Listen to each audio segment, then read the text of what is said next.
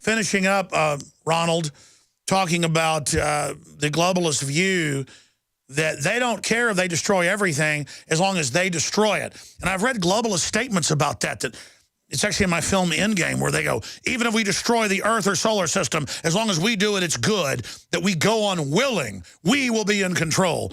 Is that what you're saying? Yes and no. They expect to win regardless. There is no, for them, they don't have a concept of mutually assured destruction or the mindset of a no-win situation. They figure they'll win regardless. They figure their bunkers are deep enough, they have enough ability to survive. And just like the Georgia Guidestone philosophy that they use, let's wipe out the population, make it manageable, we're the elite, and then any of the few survivors we can just mop up. It's that simple. Basically, we're in the hands of absolute madmen. Yes, but I would use a different terminology, but since this is a rated PG show, I'll keep that to myself. How's that? I hear you. It makes me so angry. Crazy people that do bad things to children. Crazy people that just like to do bad things. I'm so sick of them. God bless you. Good to hear from you. John in California, you're on the air. Go ahead.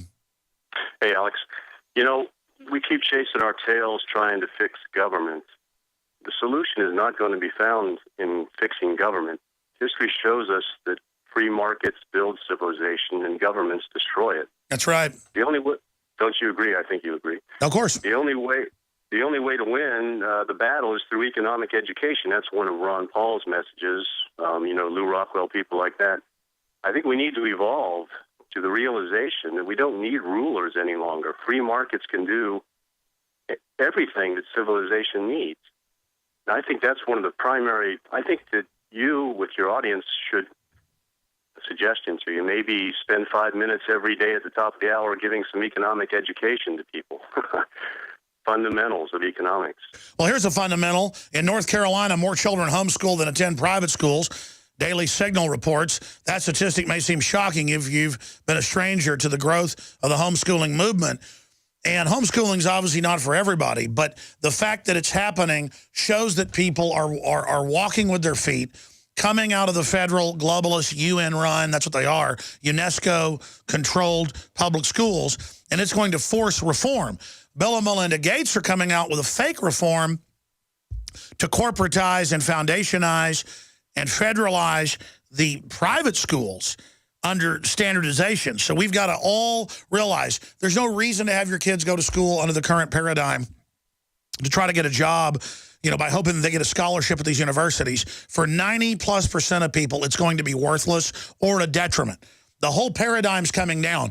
You need to be educating your children how to be polite, how to be nice, how to be honorable, how to have basic skills, and how to do basic business, and how to understand trends. That's how they'll be successful. The whole existing order is being destroyed and purposely taken out, and everyone's being set up to be helpless under it. So there's your economic data. And I've been telling people that for 20 years since I've been on air.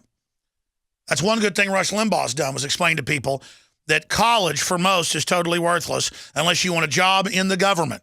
And all that's going to come down as well. Hello, Alex. How you doing? I got right in front of me, Alex, a 1987 copy. Well, it was a dubbed copy, the 1987 miniseries America, about the Soviet communist takeover of America. And everything in this is straight up Barack Obama. There's a reason this has never been. It was a bootleg copy. There's a reason this has never been. No, you're right. Chris Christopherson stars in it, and it's very hard to find. We ought to get a copy of that from listeners and do a review of it. You're right. If I remember that film, it's basically everything they did. Yeah, and I'm in Ohio. Now, when I was in Texas, I got stopped by the Border Patrol for 30 minutes outside of El Paso. Got put in a cage with my car. It's got Ohio plates on it, and they're trying to ascertain my citizenship. It took a half hour at about 11 o'clock at night for them to ascertain. Yeah, no, they wanted to know if you were bringing drugs across that the government didn't get a cut of. That's why they put you in a cage, brother. They were scanning your car. But it's weird. That was in 1997. Now, in Ohio, where I'm at, people in Ohio go to Canada all the time. I never have. My father went to Canada with his semi-truck. Back then, you could just drive across the bridge and go in. And It's very weird. The town that's directly across from Cleveland's Port Stanley, Ontario. We're talking 2,000 people. Mayberry, RFD. It would be so pathetically easy to get terrorists in there. The only thing they might notice them is a lot of the terrorists tend to be of Middle Eastern or Pakistani origin. They would stick out maybe ethnically, but it would be very easy for the terrorists to sneak in there at night and load a boat. Everybody knows Lake Erie's wide open, especially over at Sandusky, Ohio. I know you've probably heard of Cedar Point Amusement Park. Yes. Cedar Point Amusement Park, there's a bunch of islands up from that, and it hops up to Pele Island, which is on the Canada side. You could literally island hop from Canada right into the United States with bombs. Nobody'd ever catch you.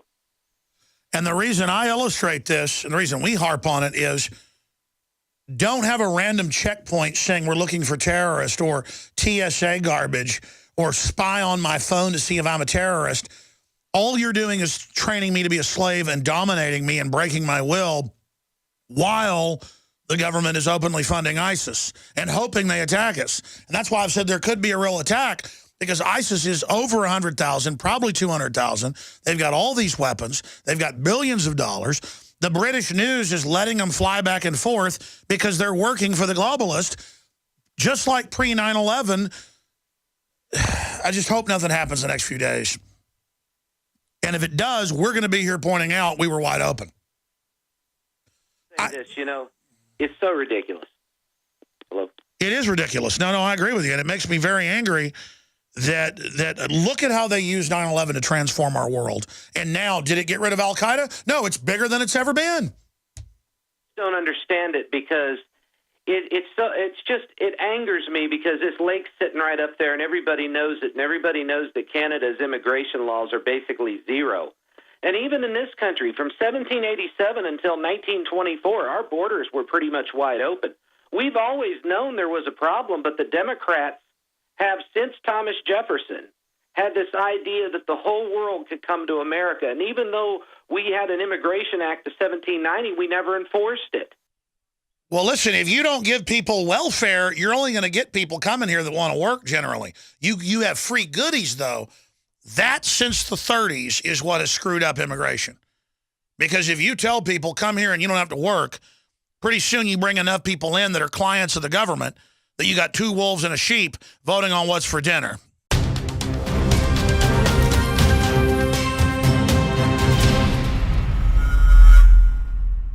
I began to get into iodine a few years ago because it was helping me and my family so much get healthy and detoxify. I believe our research is conclusive. This is the best iodine out there. And I know this for a fact. Nobody else has got iodine based on these pure crystals, ladies and gentlemen. For a limited time, experience the ancient power of Survival Shield X2. Take advantage of this unprecedented 30% off Super Detox Special at InfoWarsLife.com.